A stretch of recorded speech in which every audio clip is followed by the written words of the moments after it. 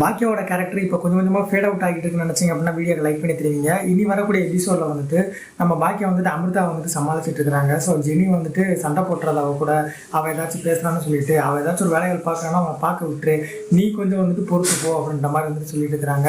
So இன்னொரு பக்கம் வந்துட்டு பார்த்தீங்க அப்படின்னா நம்ம கோபி வந்து ஹால்லேயே வந்துட்டு படுத்துக்கிட்டாங்க. ஸோ ஹாலில் படுத்ததுக்கப்புறமா ஈஸ்வரி பாட்டி வந்து கேட்குறாங்க, எதுக்குடா வந்து இங்கேயே படுத்துக்கிட்டான்னு சொல்லி. அவங்க உள்ளே இருக்காங்கன்னு சொல்லிட்டு நான் வந்து வெளியில் இருந்தேன் அப்படின்ற மாதிரி சொல்கிறாங்க. காலையிலேயே சண்டை வேணாமா அப்படின்னு சொல்லிடுறாங்க.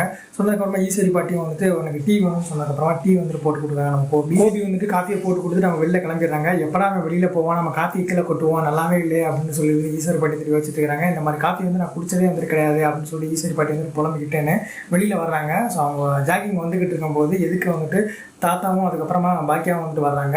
ஸோ அவங்க ரெண்டு பேருமே வந்துட்டு ஒரு சில அப்டேட்ஸ்லாம் வந்துட்டு சொல்கிறாங்க, எப்படி வந்துட்டு போகுது, அவன் பையன் வந்து நல்லா பார்த்துக்கிறான் அப்படின்ற மாதிரிலாம் கேட்குறாங்க. பையன்லாம் நல்லா தான் வந்துட்டு பார்த்துக்கிறான், ஆனால் அவங்க வீட்டில் ராதிகாவோட அவங்க அம்மா வந்து சரியில்லை, எப்போ பார்த்தாலும் வந்துட்டு என்னை வந்து ஏதாவது ஒன்று சொல்லிக்கிட்டே இருக்கிறாங்க, நான் கேட்டது வந்து கிடைக்க மாட்டேங்க, சாப்பாடு சரியாக கொடுக்க மாட்டேங்க அப்படின்ற மாதிரி வந்துட்டு புலம்ப ஆரம்பிக்கிறாங்க.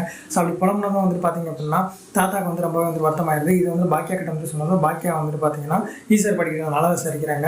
ஸோ அதெல்லாம் வந்து நல்லா தான் வந்துட்டு பார்த்துக்கிறேன், நீ எனக்கு ஒன்றும் புத்துமதி சொல்ல வேணாம் அப்படின்னு சொல்லிட்டு சொல்லிடுறாங்க. ஸோ இந்த ஒரு ரீசனுக்காகவே வந்து பார்த்தீங்க அப்படின்னா ஈஸ்வரி பட்டி நல்லா வந்துட்டு ராதிகா விட்ட உதவுவாங்கன்னு நினைக்கிறேன். ஸோ உங்களோட கருத்துக்கள் எதுவும் இருந்தாலும் மறக்காம காண்பா சொல்லி பண்ணிடுங்க. அடுத்த ஒரு ப்ரோமோ அப்டேட் தெரிஞ்சுக்கிறப்பவே சப்ஸ்கிரைப் பண்ணி வச்சுக்கோங்க.